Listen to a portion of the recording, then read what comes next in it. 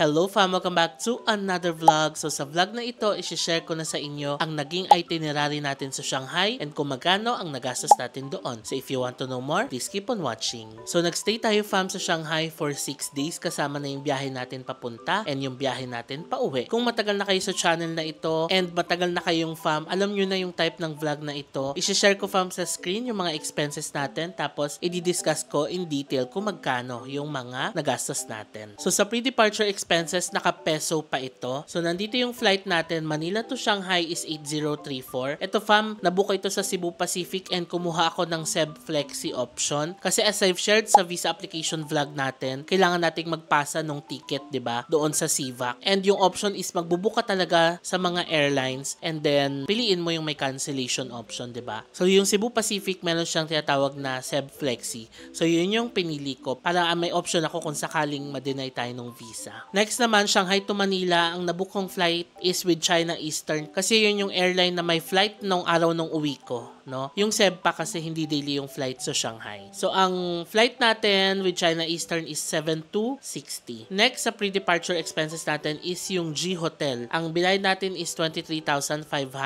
pesos. Good for 5 nights na siya. Also, nagbuka ako ng Klook eSIM for 501.5 pesos and then yung travel tax is 1,620. So, ang total ng pre-departure expenses natin is 40,915.5. So, alam ko fam, pre-departure pa lang malaki na expenses natin pero we have to consider na solo ko lang kasi kinover yung hotel. Pero kung dalawa kayo or kung mas marami kayo, you can split the cost ng hotel and mas mura yung magiging pre-departure expenses ninyo. Okay, next na tayo. Wala nang patumpik-tumpik pa. Doon na tayo sa day 1 natin and day 2. Pinagdugtong ko na yung day 1 and day 2 fam kasi yung day 1 natin more on biyahe lang yung ginawa natin to Shanghai. And simula dito sa day 1, naka-RMB na yung presyo nito and nakalagay naman sa gilid yung PHP conversion para may guide din kayo kung magkano na ba yung mga dinidiscuss kong mga prices. Okay, for our day 1, Manila to Shanghai, yung DD natin ng airport to hotel is 144 RMB. By the way, yung DD app para siyang Grab app sa atin. Dito pa lang i-download nyo na siya, mag-register na kayo, tapos pagdating nyo doon sa Shanghai, i-open nyo lang yung app, then automatic mag-update na siya doon and magagamit nyo na siya. So, yun lang ang naging gastos natin for day 1. For day 2 natin, nag-explore tayo ng Daban and Nanjing Road. Yung pag-explore natin sa Daban, free lang naman yung paglalakad doon, di ba? Pero nagbayad tayo ng photoshoot. Sa tanghali, nagbayad tayo ng 100 RMB for the photoshoot. Ang ganda ng naging photos natin. Tapos, yung snacks natin sa Nanjing Road is 30 RMB. Tapos, nag-dinner tayo ng roast duck. Ito fam, ang sarap nito tapos it's relatively cheap. 149 RMB. Tapos nung sa gabi, nag-photoshoot din ako for 100 RMB. So ang total ng nagastos natin for day 1 and day 2 ay 523 RMB or nasa 4,000 pesos. Next, day 3 na tayo fam. O diba ang bilis? Sa day 3 ay pumunta tayo ng Shanghai Disneyland. Ito nakakabilib din to kasi yung train 5 RMB lang to Shanghai Disneyland na. Magkano lang yun fam? Nasa around 40 pesos lang. Tapos yung Shanghai Disneyland ticket, nabuko na ito sa Klook, it's 575 RMB. And of course, one of the things na hindi natin pwedeng ma-miss sa Disneyland is yung turkey leg. 85 RMB. And then, kumuha ako ng 3 premier access sa Zootopia, sa Seven Dwarfs Mine Train, and sa Tron. So, that's 180 RMB each. Ito fam, I chose na kumuha na talaga ng Premier Access kasi based sa mga naging experience ko sa Disneyland, mahaba talaga yung mga pila. And for us na makarami ng rides and mas marami yung maipakita ko sa inyo, nag-decide talaga ako na kumuha talaga ng Premier Access. Yung iba baka nagwa-wonder bakit pa isa-isa yung kinuha kong Premier Access. Kasi fam, number 1, yung mga available na Premier Access doon sa website, yung panglahatan is masyado ng mahal. Yung ibang rides naman, hindi mo kailangan mag-avail ng Premier Access kasi maikli lang yung pila. Kaya I chose na mag-isa-isang book ng Premier Access para kung ano lang yung mahabang pila, yun lang yung ibubook ko ng Premier Access. So, ganun din kayo fam. Mahalagang mag-download kayo ng Shanghai Disneyland app para malaman nyo yung mga wait times per ride para at least ma-assess nyo agad kung ano yung Premier Access na kakailanganin ninyo. Next, yung burger dinner natin is 129 RMB. Nag-mocha drink tayo yung Mickey Store, 49 RMB. Then, train to hotel is 5 RMB. RMB. So, ang total na nagastos natin sa day 3 ay 1,388 or around 10,600 pesos. Ito fam, medyo mahal talaga to kasi Disneyland Day ito and nag-splurge talaga ako sa Disneyland para mas marami tayong ma-experience and mas marami akong mapakita sa inyo. For our day 4 natin fam, ito yung pumunta tayo ng Yuyuan Garden and Shanghai Tower. Ito medyo tanghali na tayo nakalabas nito no kasi ito yung time na nagpahinga talaga ako nung umaga after all the pagod na na-experience natin doon sa Disneyland. So nag-train tayo to Yuyuan Garden Station. It's 3 RMB.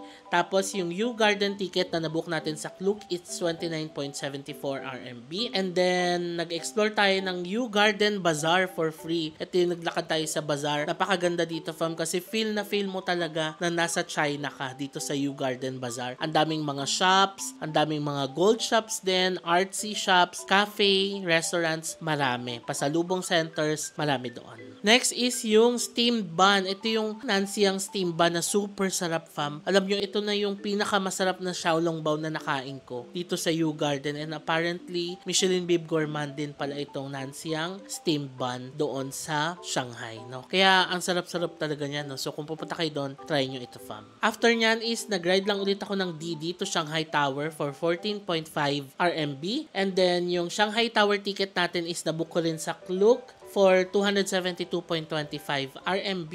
Tapos, nag-DD ulit tayo to Nanjing Road for 28 RMB. And then, train to hotel na 3 RMB. Tapos, McDo dinner na 44 RMB. Ito fam, I chose to ride the DD, no? Kasi, number 1, mas convenient talaga siya. And para mas marami tayong mapuntahan and marating sa pag-explore natin. And yung pag-ride din ng DD fam, napaka-affordable niya sa Shanghai. Hindi kagaya sa mga ibang countries na napuntahan natin na ang mahal ng Grab, ang mahal mag-taxi. Doon, it's very affordable. Tapos, kung marami kayo, kung dalawa kayo or tatlo, mas maganda kasi mas split nyo yung cost, mas mabilis kayo makakapunta from one place to another. So, ang total ng nagastos natin for our day 4 ay 419.49 RMB or around 3,200 pesos. For our day 5 ay pumunta tayo sa Zhujiajiao Watertown and nag-cruise tayo nung hapon sa Daban, no? It's called Wangpu River Cruise. Ito fam, nag-search talaga ako ng ibang activities that we can do in Shanghai. And based on my research, maraming ang water towns doon sa Shanghai and isa itong Zhujiajiao Water Town sa vinivisit talaga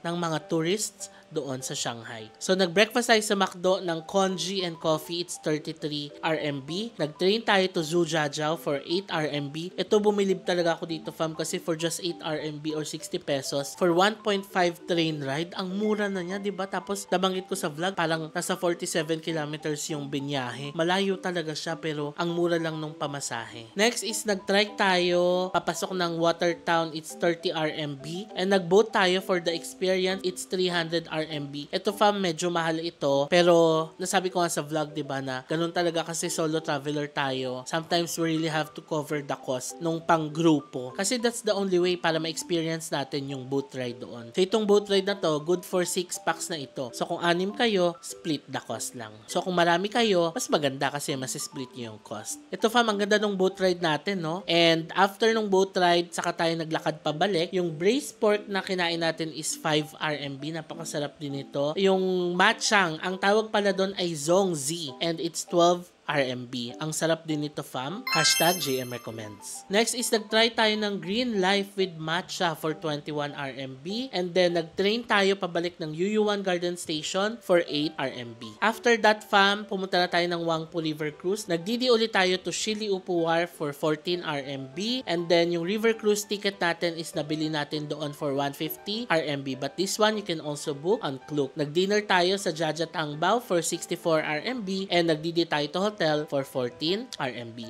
So, ang total na nagastos natin ay 659 RMB or around 5,000 pesos. For our day 6 fam, last day na natin ito sa Shanghai. We went to Starbucks Reserve, Wukang Mansion, Tianzifang, tapos na-experience natin yung maglev train. So, nag-DD tayo to Starbucks Reserve for 14 RMB. Ito fam, na-share ko rin sa vlog natin kung paano mag-commute via train, no? Nag-DD tayo pero sinishare ko rin sa inyo kung paano pumunta via train. Next is yung coffee and and croissant natin sa Starbucks Reserve, it's 88 RMB. Tapos, nagdidi tayo to Wukang Mansion, it's 14 RMB. Yung Wukang Mansion, fam, ito yung magpo-photoshoot kayo doon. Isa sa mga sikat na tourist spots to sa Shanghai. Since I'm going to Tianzifang, I decided na i-visit na rin yung Wukang Mansion kasi magkalapit lang naman sila. After that, pumunta tayo ng Tianzifang, nagdidi ulit tayo for 15 RMB. Yung pag-explore ng Tianzifang, free lang naman ito. Napakaganda nitong Tianzifang. It's an artsy area, no, kung mahilig kayo sa arts. And magandang pumunta doon if you want to appreciate yung art culture in Shanghai. Doon ay kumain tayo ng grilled squid for 28 RMB. Ito, ang sarap nito, super lambot. And then bumalik tayo ng Nanjing Road, nagdidi tayo for 14 RMB. And ito fam, yung crab noodles na nakain natin, sobrang sarap nito. Hindi ko in-expect na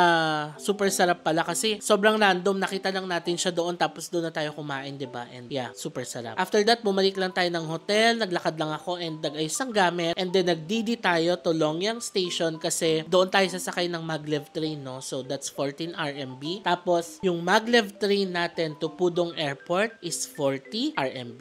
So ang total na nagastos natin for day 6 ay 359 RMB or 2,700 pesos. O diba ganun lang kabilis fam, very straightforward itong vlog na to para ma-share ko lang sa inyo talaga yung details ng itinerary natin and kung magkano yung nagastos natin. So ito na ang total ng expenses natin, i-display na natin sa screen. So first total is yung transportation natin, nandyan yung meal and activity. So ang total ng nagastos natin for day 1 to day 6 ay 3,348.49 RMB or 25,783.35 in peso. Ito fam yung naging gastos natin sa Shanghai. So kung tutuusin, yung paggastos mo talaga pag nandun ka na, mura na lang talaga. Ang kailangan mo lang talagang paghandaan is yung mga pre-departure expenses natin. So ngayon, i-add natin yung pre-departure expenses natin na flight, hotel accommodation, eSIM, and travel tax. So ang total ng nagastos natin overall sa ating Shanghai trip ay 66,698.85. Naglagay lang din ako dito sa baba ng breakdown, no? Yung flight natin is 15,294, travel tax is 1,620, accommodation is 23,500, transportation is 2,752.75, yung meal is 6,883.8, and then yung activity ay 16,648.3. So ayan fam, nasa around 67,000 yung gastos natin, no? I know medyo mataas ito for our 6 days and 5 nights Shanghai trip, but then again fam, I decided na gumastos talaga para sa trip na ito, no? Lalo na yung sa mga premier access sa Disneyland kasi gusto ko na mas maraming mapakita sa inyo and mas marami tayong ma-experience. Yung boat ride sa Sujiajiao, I know optional activity ito pero I opted na i-take pa rin yung boat ride para ma-experience natin and mapakita ko rin sa inyo. So yung mga gastos na ito ay optional pero I highly recommend fam na gawin nyo rin ito. And lalo na kung marami kayong magta-travel sa Shanghai, mas mapapababa nyo pa yung mga cost na ito. Kasi number 1 yung hotel, mahati ninyo. Ang laki nung part ng hotel natin dito, 23,000 agad. Tapos yung photoshoot sa The Bund, mahati nyo rin yung cost nito kung marami kayo. Next, yung mga DD ride, di ba? Makakatipid kayo kung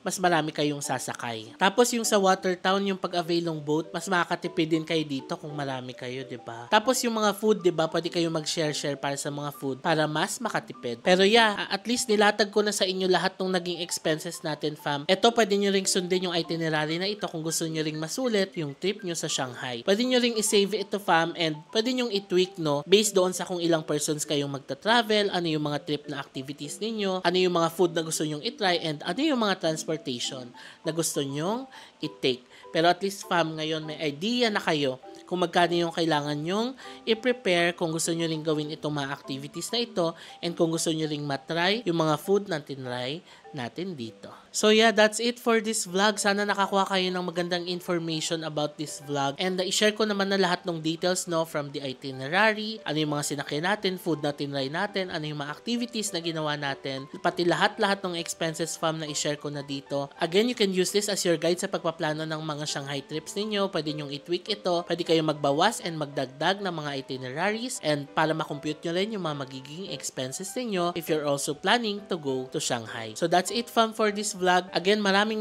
salamat fam sa lahat ng nanood ng ating Shanghai vlogs. Natuwa ako sa mga responses ninyo talaga. Na-appreciate ninyo lahat ng mga ginawa natin doon, activities na pinuntahan natin, the hotel and all the details na share ko sa Shanghai series vlog. Maraming salamat fam sa panonood and pag-appreciate ng Shanghai vlog series natin. So kung may mga questions kayo fam about our Shanghai trip, ilagay nyo lang yun sa baba and we'll do our best na sagutin lahat ng magiging questions ninyo. So before ko end itong vlog, please follow me sa aking mga social media accounts, JM Banquisio sa Facebook, at JM Banquisio sa Instagram, and at JM Banquisio _ sa TikTok. Kung nagustuhan nyo itong vlog na to, please pakilike nyo naman and subscribe kayo sa channel ko and hit that notification bell para ma-notify kayo every time na magkakaroon tayo ng bagong upload. Maraming salamat fam sa panonood and I'll see you on my next vlog. Bye!